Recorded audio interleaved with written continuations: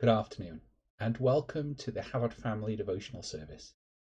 During this service, there will be plenty of time for silence, and we will be putting up images and phrases to help you think about what Jesus went through and what it is that we have gathered to do this afternoon. Let your mind explore the images. Listen to the words, see what occurs to you, and spend the next hour in deep devotional prayer.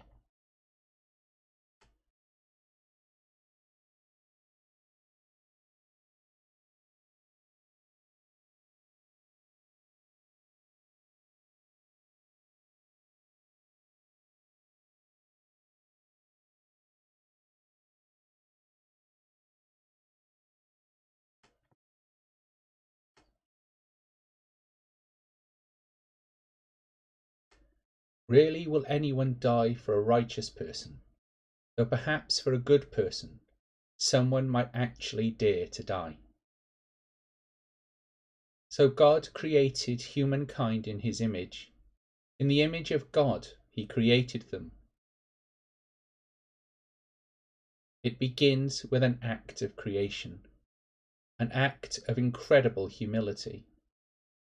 God steps into the realm of his own creation and chooses to live through it, to be amongst the created, to grow, to love, to live. The moment of God's birth happened in the shadows, in an alley, in a warm stable. The humblest of people gathered around him, foreigners travelling great distances to see him, but those who lived with him missed the signs.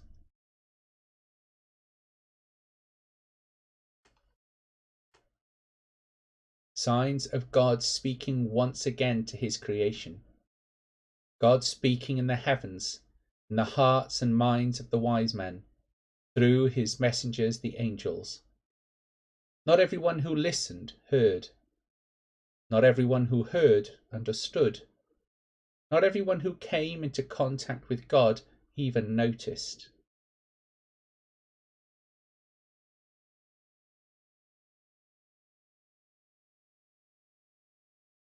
Born, God as a baby, helpless, totally reliant on his parents for food, for warmth, for comfort. Born into a world made harsh by the greed of God's own creation. This helpless babe, love in flesh, is loved so that he may love perfectly.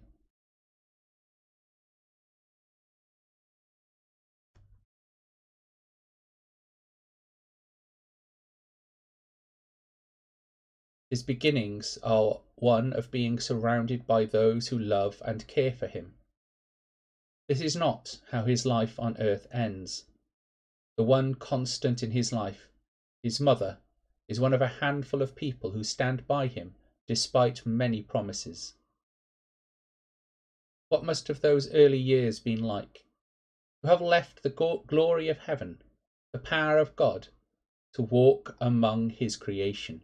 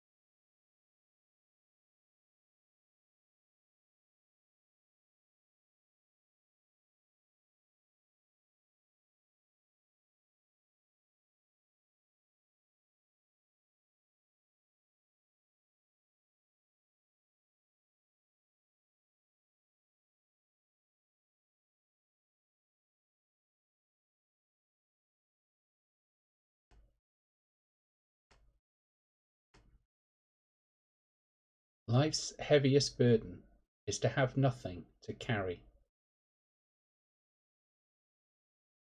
Jesus' ministry began with his baptism.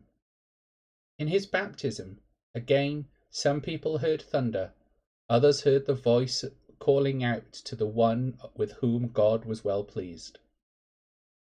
Jesus walked along shores, calling to people. They came and became his apostles, walking alongside him, learning from him, hearing that which their Creator had to tell them. They walked with him and promised him that they would follow him wherever he went. They had their lives changed for the better, a whole new approach to their God and to each other. They walked with their God, they knew their God, ate with him, laughed with him, walked and talked with him.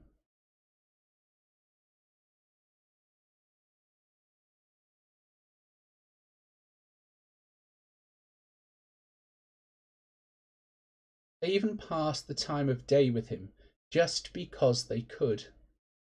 They were devoted friends, companions, brothers and sisters of Jesus.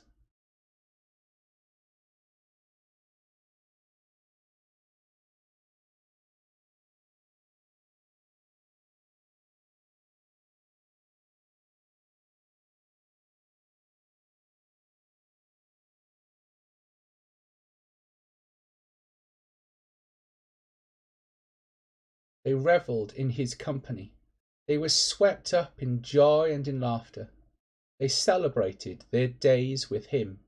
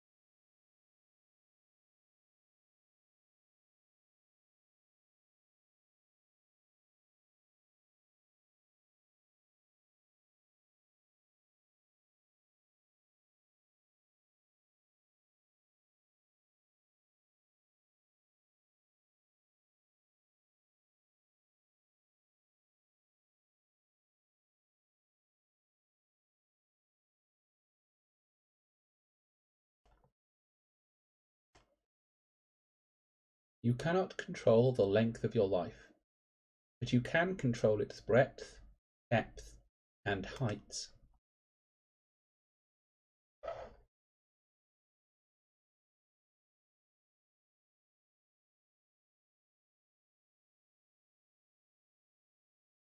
Jesus became many different things to many different people. He was the healer, the one who took away illness. He restored families and brought the dead to life. He broke taboos. He walked with the untouchable. He got angry and flipped tables. He wept.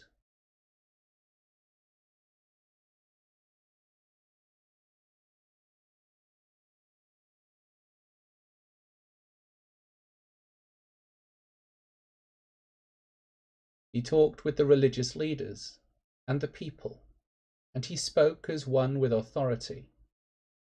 He took the rules given by God and nailed into a book and made them live.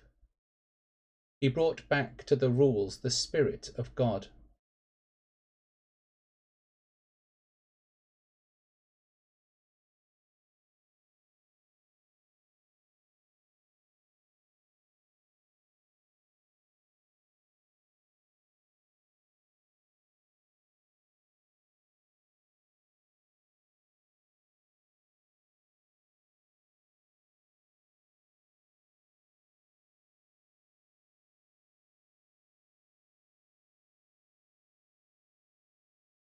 Jesus calmed storms, talked and taught with people, and even sought silence when the maddening crowd got too much.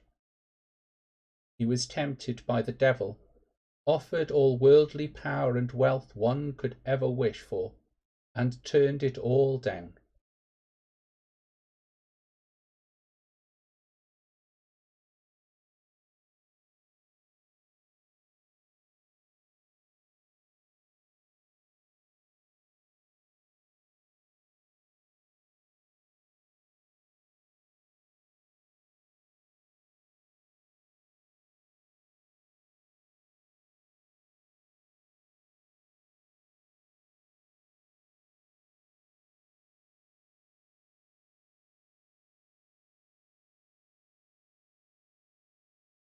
Jesus was a person like no other. He was a man who lived and worked amongst his people, and met them where they were, spoke to them in stories and examples that would live on not just in their minds, but in their hearts and in their lives.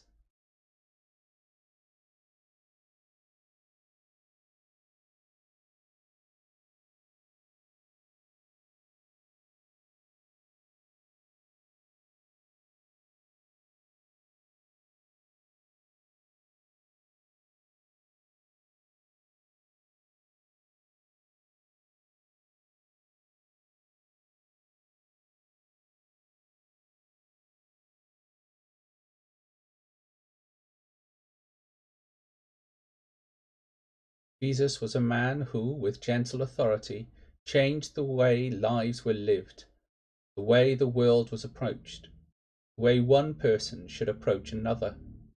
More importantly, he changed the way that people could approach God.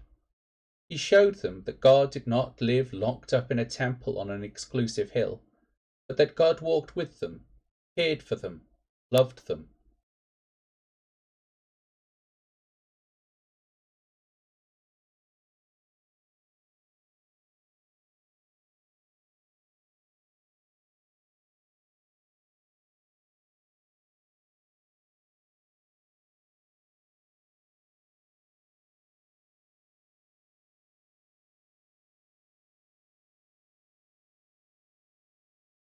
He gathered the people like a hen gathers her chicks, protecting them under his wide open arms. He was willing to do anything for them, to lead from the front. People followed him for all the promises he offered. Follow me, he said. We will, they said.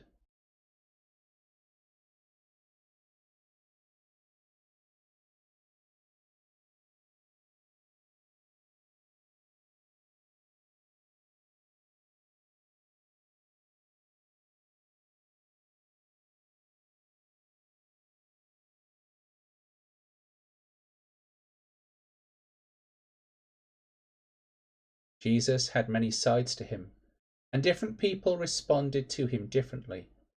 Some found him challenging, some found him the knowledgeable teacher, some found him the simple healer, some found him the philosopher. All that found him had their lives changed.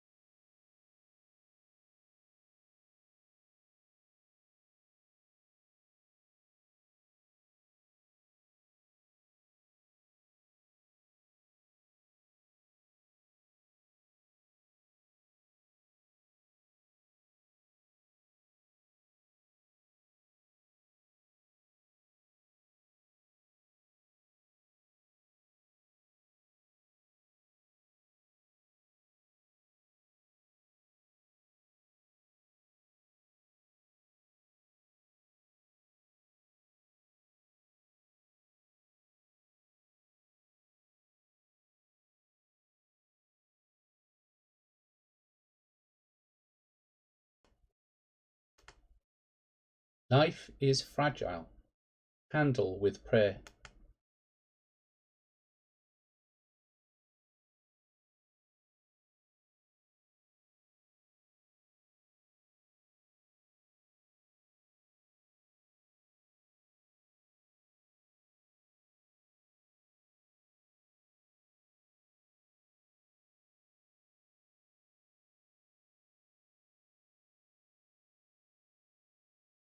It began in the garden, a simple, quiet time of prayer. Jesus, the one they had followed, takes them to a quiet place, late night, with a simple request. Watch with me while I pray. They cannot. Jesus prays that his ending should pass from his lips, an ending that is not being approached with friends supporting him, worrying about him, an ending that is being approached humbly and on his knees while others sleep.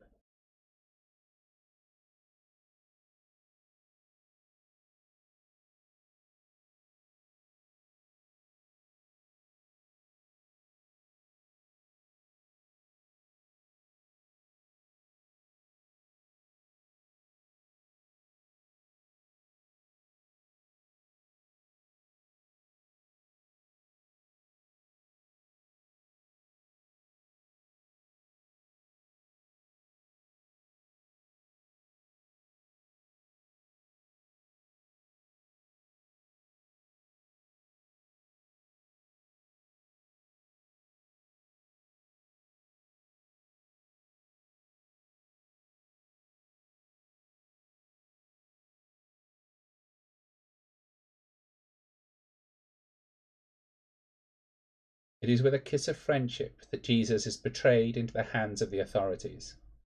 It is with the symbol of love and welcome that God is taken and shown the darkest side of human nature. He is taken to trial, abused, imprisoned, and ignored. Even his chance of freedom is taken from him by the baying crowds, swept up as they once were in joy, now swept up in affronted anger for slights against their religion. Choosing to free a man guilty of murder than the one guilty of nothing more than making them feel uncomfortable.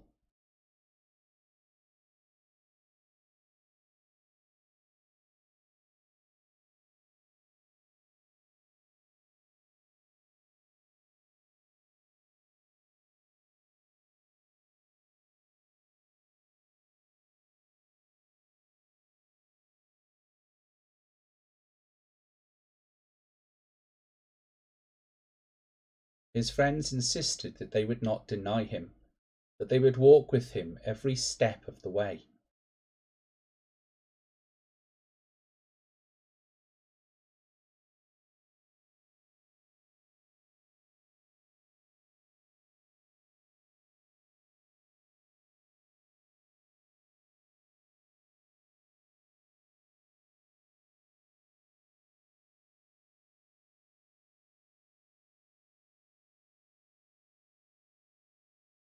I do not know him, says Peter. The cock crows once.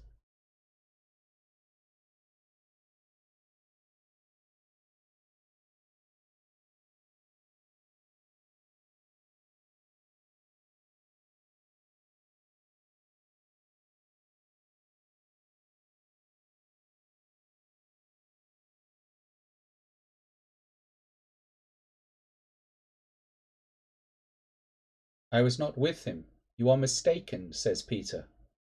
The cock crows a second time.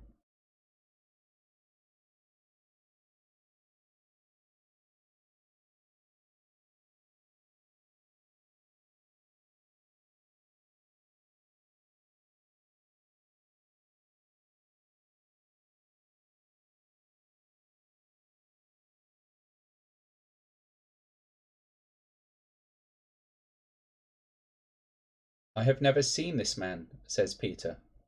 The cock crows a third time.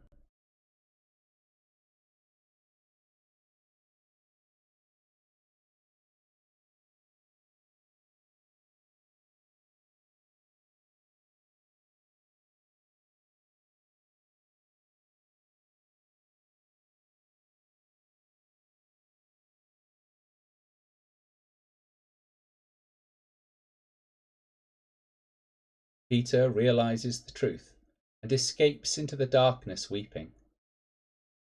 Jesus is abandoned by those who said they would stand by him through thick and thin to drink of his cup.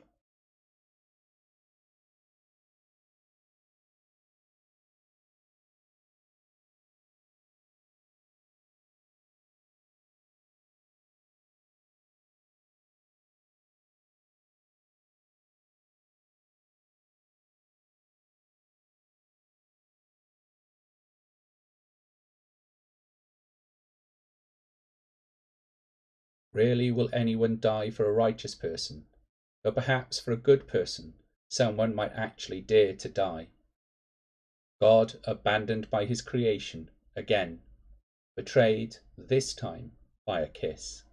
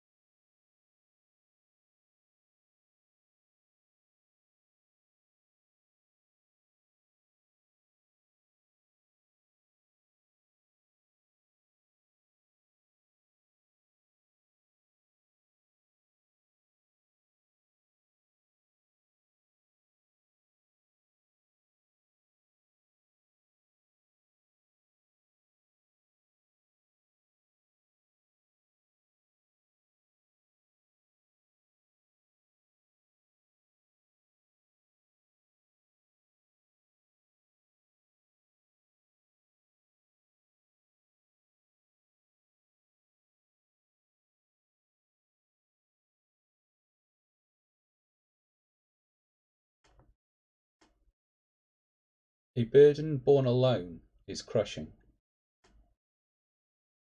Jesus is stripped and whipped and beaten. They place a mock robe around his shoulders and cram onto his head a mock crown of thorns, thorns that pierce the skin.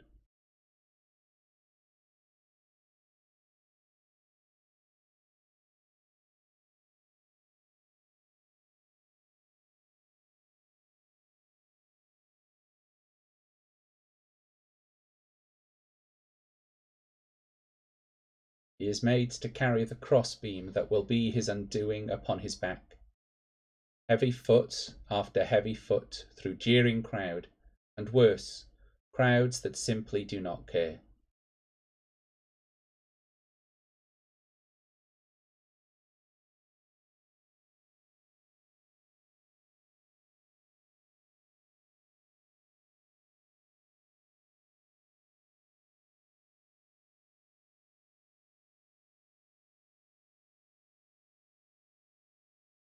Tradition says that Jesus fell. He fell 3 times before the mocking crowd. Was it perhaps the weight of the cross?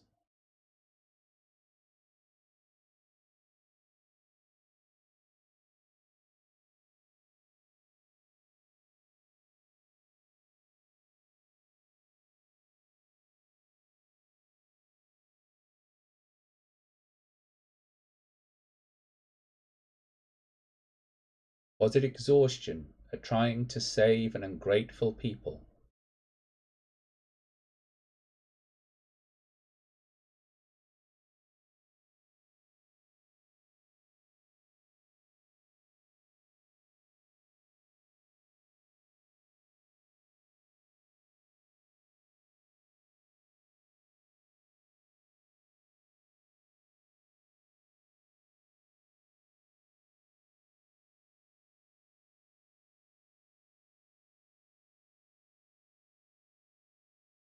Was it seeing the inhumanity of those he had come to save, the brutal violence of being whipped through the streets?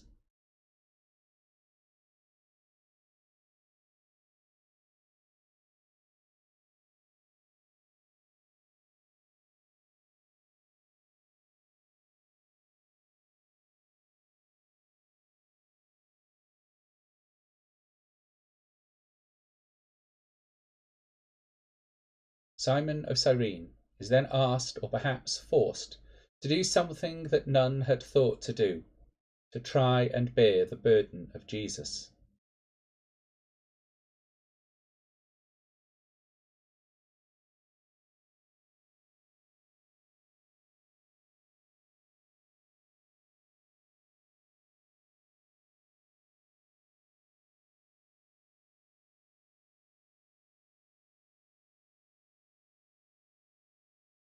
Simon appears at this point in the narrative and is then never heard of again, an act of kindness being the only thing he is remembered for.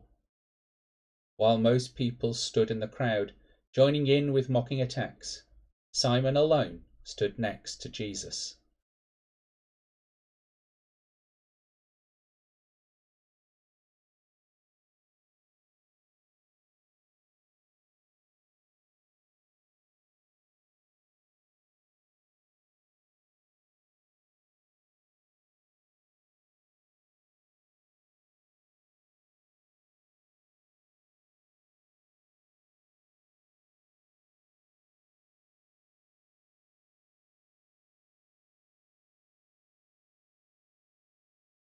To follow Jesus can mean stepping away from the crowd, despite their mocking, despite their jeering, despite their whips and violence.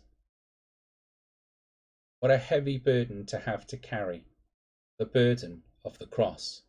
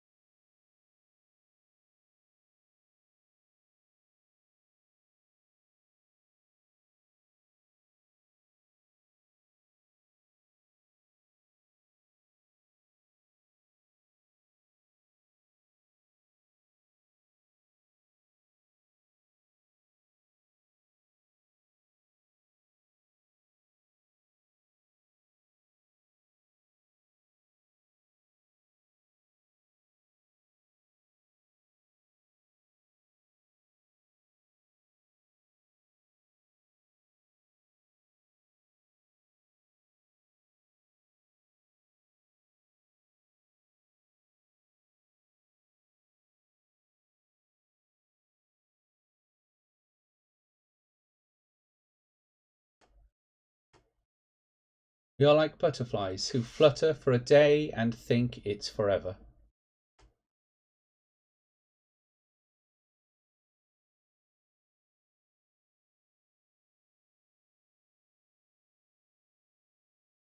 Jesus is taken to the hill of Skull, the place of death, the place where criminals are left to die as a warning to others.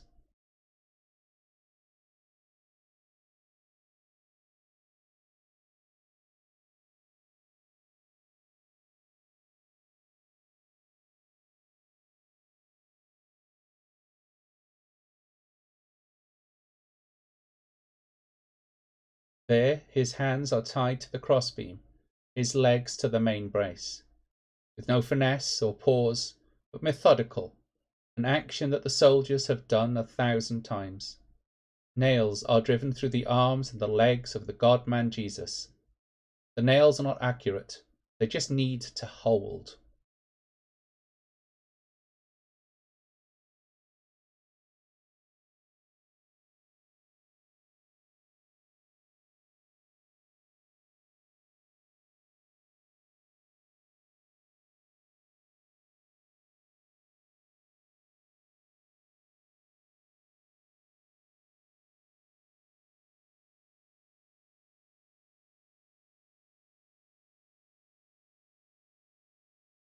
The cross is then raised up and settled into place. The arms outstretched, another symbol of love, wide arms welcoming those who did not welcome him. It is on that cross, on that hill, that the last hours of Jesus passed. The people that he came to save passing idly by, perhaps occasionally stopping to look with idle curiosity.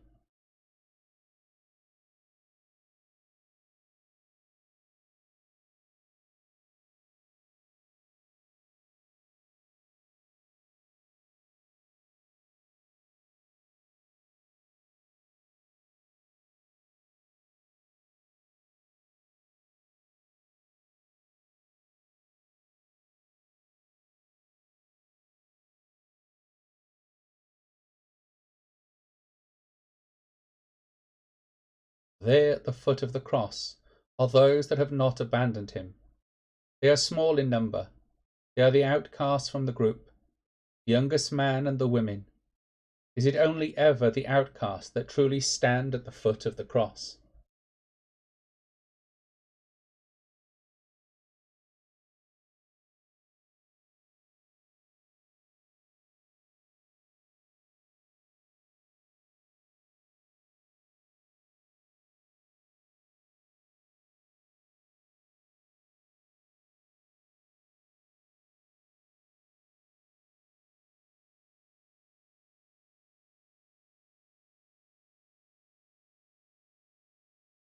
Jesus hangs on the cross, his body aching from the nails, his soul aching from the weight, his heart breaking from the loneliness.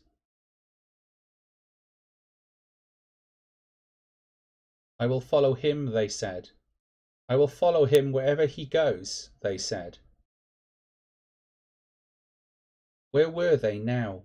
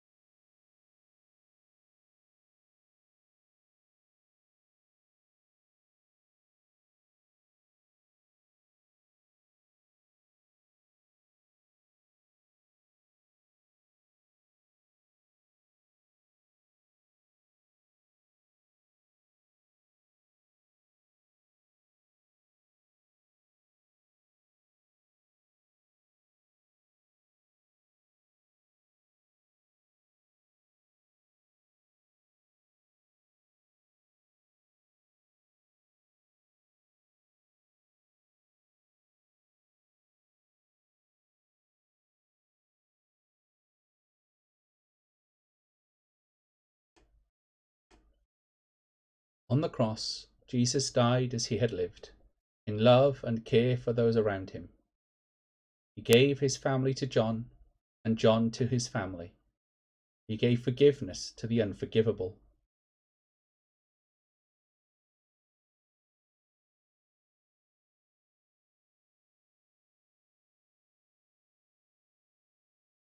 Darkness descended upon the land, abandoned by his friends, by those who promised to follow him. He knew what it was to be God, to know that your creation, no matter how often you called to them, asked them to stay awake with you, to watch with you, to be with you, they will turn away.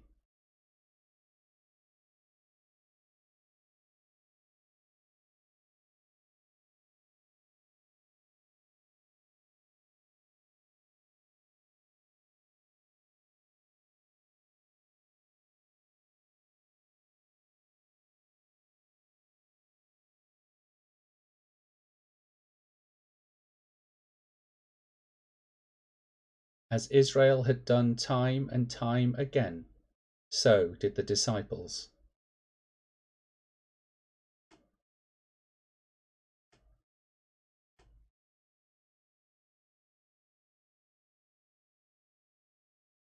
As those who knew better ran and hid, those that did not know saw the love and wondered. They saw the man who came to offer love unbound to the world from its creator. They saw truly that this was the Son of God.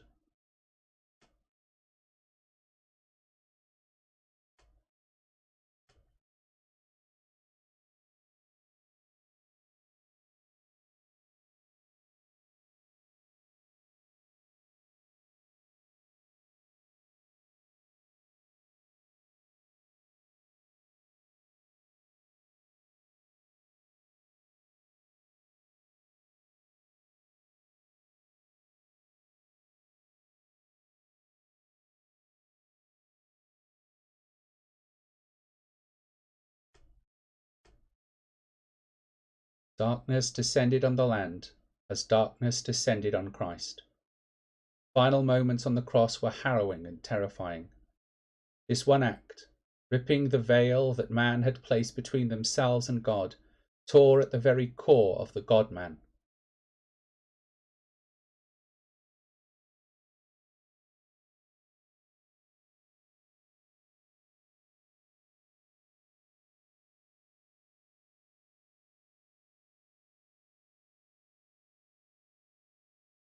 Abandoned, he gave the cry that Israel had cried. Abandoned, he lamented as Israel had lamented.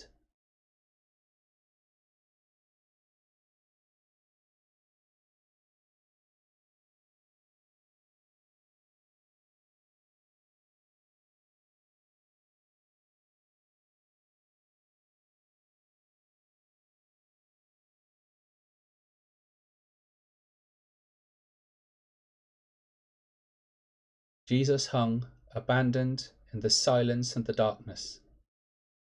I will follow him, they said. I will follow him wherever he goes. Can you really?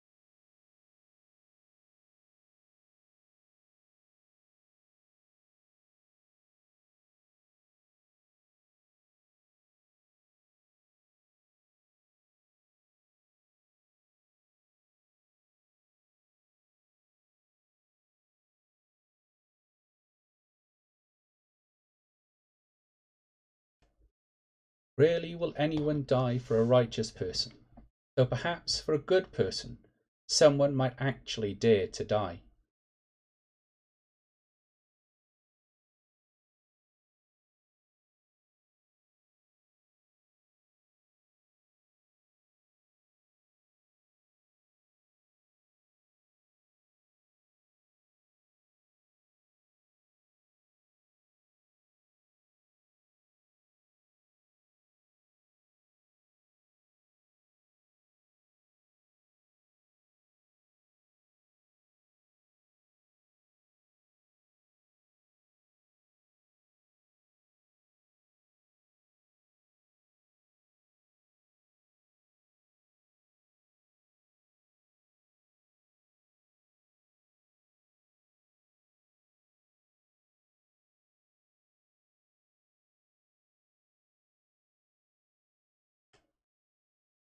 Life's heaviest burden is to have nothing to carry.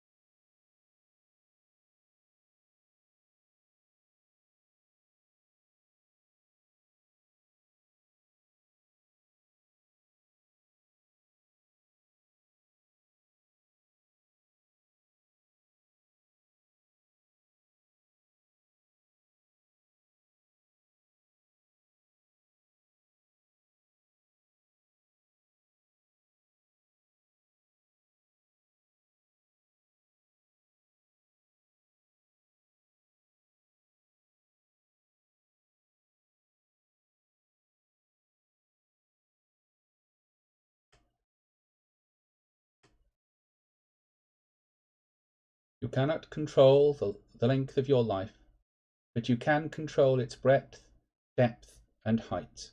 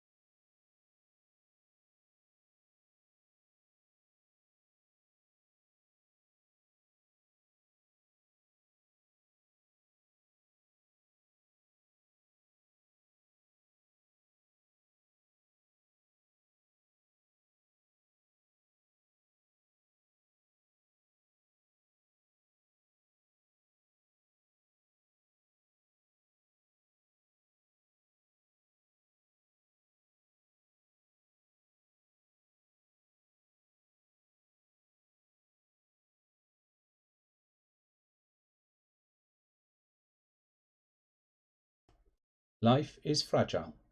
Handle with prayer.